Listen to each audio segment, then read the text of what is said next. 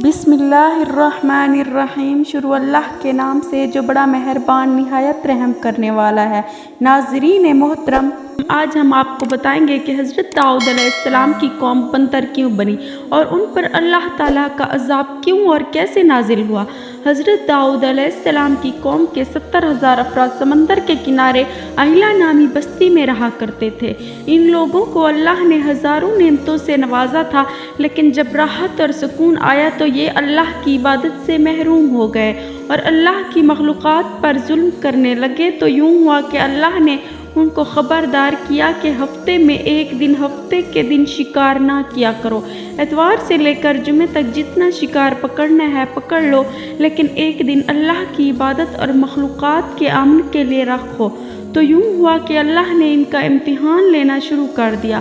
وہ اتوار سے لے کے جمعے تک سمندر میں مچھلیاں پکڑنے لگتے تو مچھلیاں زیادہ مقدار میں ہاتھ نہ آتی تھی، اور ہفتے کے دن سمندر کو دیکھتے تو ان کو بڑی بڑی مچھلیاں نظر آنے لگتی۔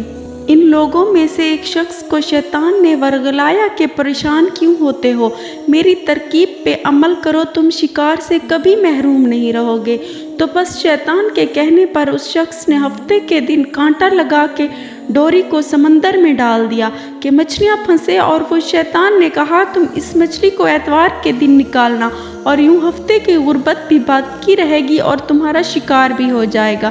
شیطان کی بتائی ہوئی ترکیب پہ یہ ہفتے کے دن مچھلی پھنسی رہی اور وہ اتوار کے دن نکالتا اور خوشی سے کھاتا۔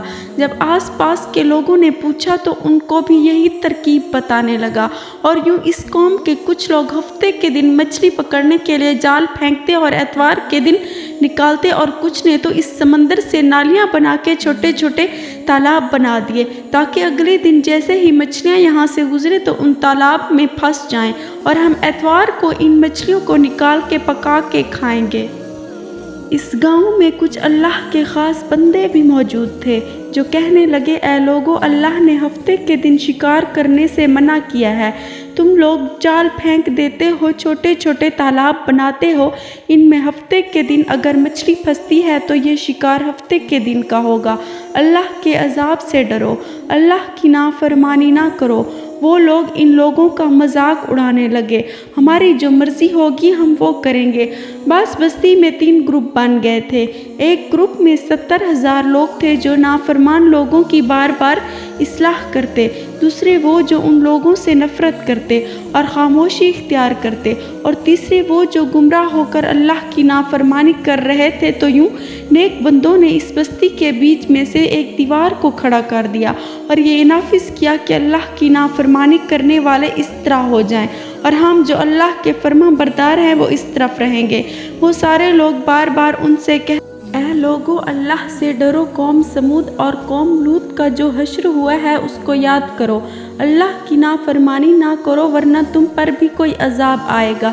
وہ سارے نافرمان، جن کی تعداد تقریباً 12,000 تک تھی، ہنستے رہتے تھے اور کہتے تھے کہ یہ تو سب کتابی باتیں ہیں، ہم پہ کوئی عذاب نہیں آئے گا۔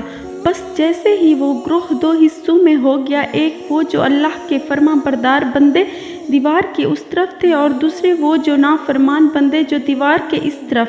وہ نافرمان پوری رات ہنستے رہتے تھے اور مذاق اڑاتے رہتے تھے، اور وہ اللہ کے خاص بندے دیوار کی اس طرف اللہ سے معافی مانگنے لگے، اور جیسے ہی صبح ہوئی وہ نیک انسان اٹھے، انہوں نے دیوار کی اس طرف سے کسی انسان کی آواز نہیں سنی۔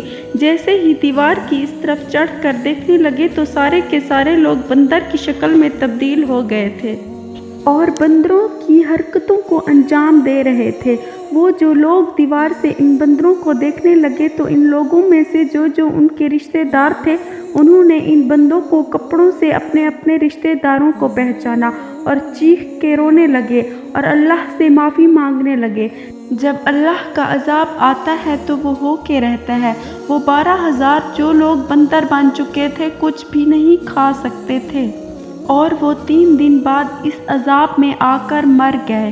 ناظرین محترم، امید کرتے ہیں کہ آپ کو ویڈیو پسند آئی ہوگی۔ مزید اس طرح کی اسلامک ویڈیوز دیکھنے کے لیے ہمارے چینل کو سبسکرائب کریں۔ جلد ہی حاضر ہوں گے ایک نئی ویڈیو کے ساتھ، تب تک کے لیے اپنا خیال رکھیے گا۔ اللہ حافظ۔